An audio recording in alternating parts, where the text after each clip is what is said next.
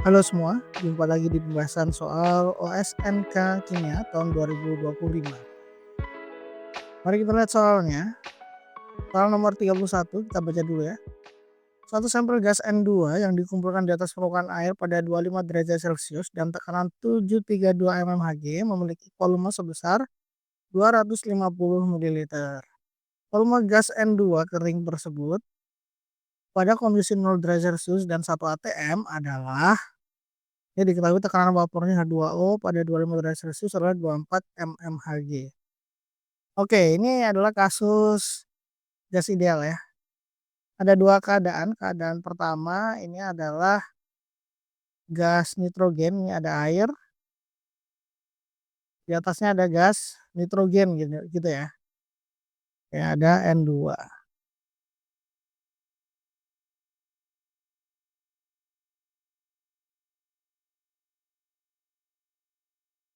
Ada nitrogen.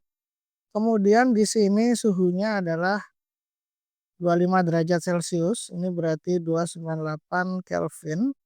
Kemudian tekanan totalnya ini T1, P1 gitu ya.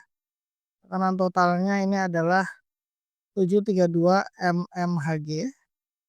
Terus habis itu volumenya P1 itu adalah 250 ml atau 0,25 liter. Bebas sih boleh dijadikan liter atau tidak. Ini nggak usah ya, mililiter aja. Nah, tapi karena di sini kondisi satu ini kan dia berada di atas permukaan air, berarti di antara gas nitrogen ini ada uap air juga.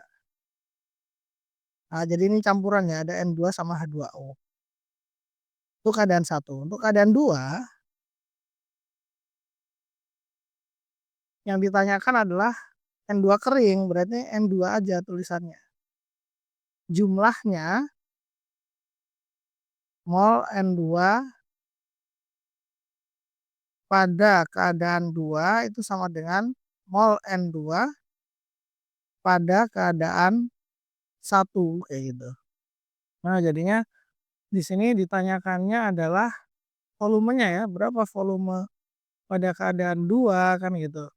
Terus tekanan pada keadaan 2 itu adalah 1 atm, suhu pada keadaan 2 0 derajat Celcius ini 298 Kelvin kan gitu. Ini 1 atm ini setara dengan 760 mmHg gitu ya. Ini sudah kita eh, pisah ya keadaan 1 sama keadaan 2. Pertama kita akan analisa dulu keadaan 1 karena di sini kan jumlah N2 nitrogennya pada keadaan 2 ini kan sama dengan pada keadaan 1 ya. Jadi kita akan cek dulu kalau keadaan 1 ini hanya kita lihat nitrogennya saja, itu apa yang berubah kan gitu. Oke, sekarang kita lihat data di soal tekanan uap murni H2O 25 derajat Celcius adalah 24 mmHg. Oke, berarti di sini tekanan totalnya adalah 732 mmHg. H2O-nya saja itu adalah 24 mmHg. Berarti nitrogennya berapa? Nah, tinggal dihitung. Tekanan N2 berarti adalah tekanan total dikurangi tekanan uap air gitu kan. 732 dikurangi 24 berarti 807,708 mmHg kayak gitu. Ini adalah tekanan nitrogen pada keadaan 1. Yang nilainya sama itu adalah mol nitrogennya. Nah, sekarang kita pakai perbandingan aja. Karena kita mau nyari volume nitrogen pada keadaan 2 ya. Kita pakai perbandingan aja.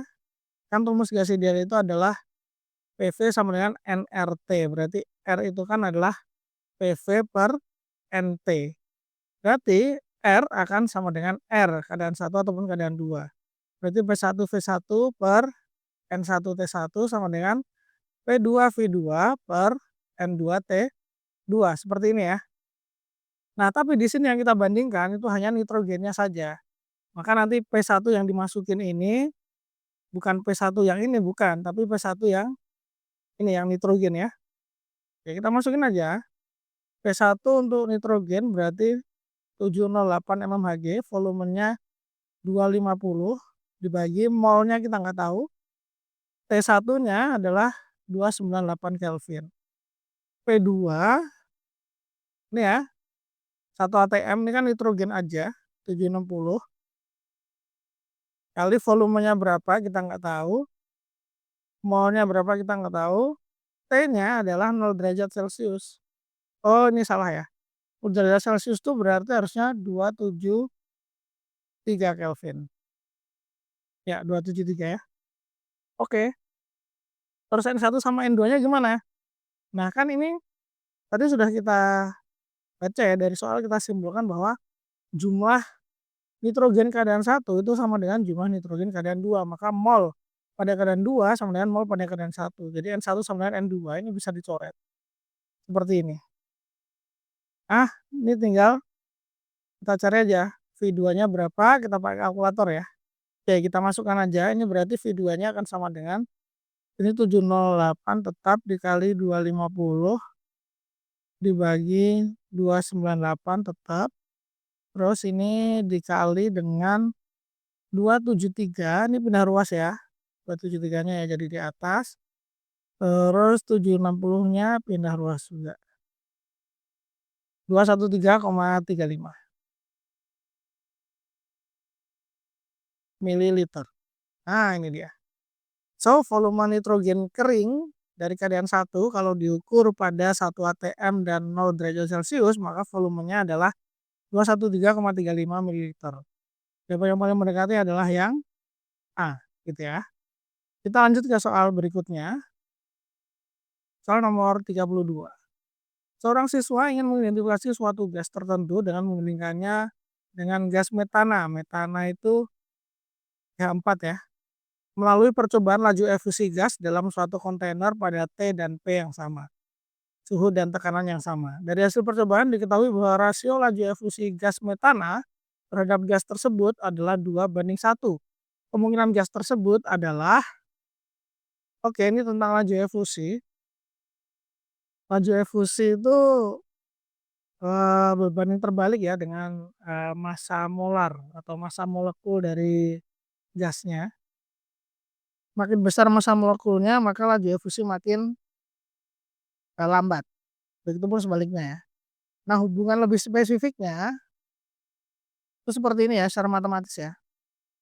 Jadi hubungannya adalah V-nya kuadrat, MR-nya pangkat 1 biasa. Tapi hubungannya terbalik, makanya ini PA di atas, MRA-nya di bawah. Begitupun yang B gitu ya. Nah, sekarang kita anggap aja A itu adalah CH4. Berarti MRA itu kan adalah C itu 12 tambah 4H berarti 4, 16 ya.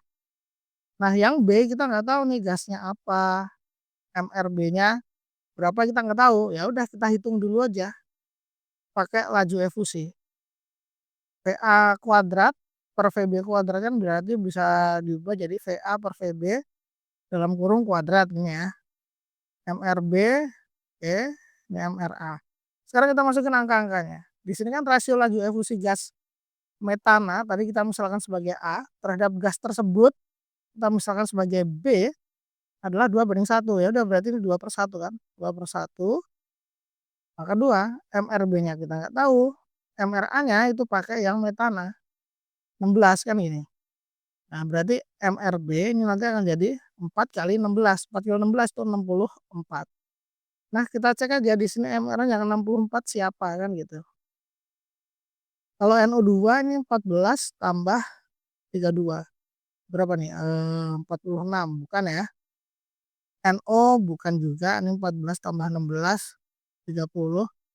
CO2 ini 12 tambah 32 44 bukan juga.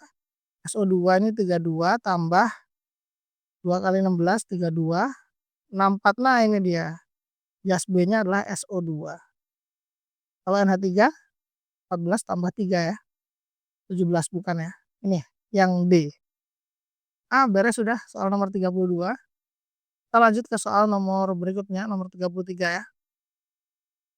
Suatu gas mengembang volumenya dari 26,7 ml menjadi 29,3 ml pada suhu konstan.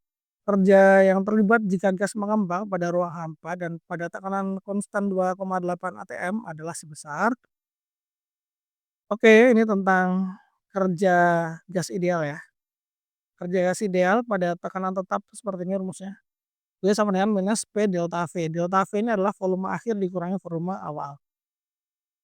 Nah, ini ada dua keadaan ya. Keadaan pertama itu di ruang hampa, keadaan kedua itu pada tekanan konstan. Kalau di ruang hampa, P-nya sama dengan 0. Kan ruang hampa kan?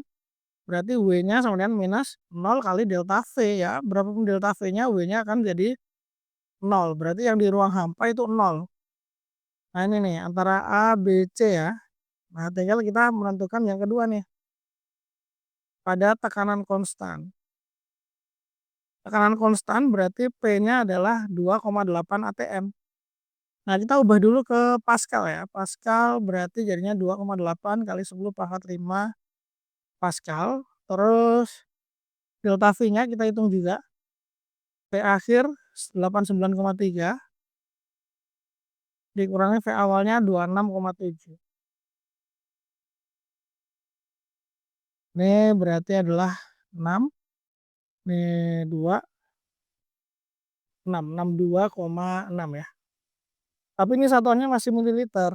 Nah, kalau kita mau masukkan ke rumus W ini, maka kita harus ubah dia ke meter kubik. Meter kubik, mililiter ke meter kubik itu berarti kali 10 pangkat min 6 ya. Jadi 62,6 kali 10 pangkat min 6 meter kubik. Tinggal kita masukkan. W sama dengan minus P delta V. Minus 2,8 kali 10 pangkat 5 dikali 62,6 kali 10 pangkat min 6. Ini habis hilang, ini masih min 1. Jadinya minus 2,8 dikali 6,26. Nah gini ya. Nah kita hitung aja pakai kalkulator biar cepat. Minus 2,8 dikali 6,26. Minus 17,5. Minus 17,5 joule ya. Ya ini kalau jawabannya paling mendekati sih minus 18 ya. Jadi jawabannya adalah yang A. Oke, kelar juga soal nomor 33. Mungkin cukup sekian dulu ya untuk video kali ini. Thank you sudah menonton. See you on the next video. Dah.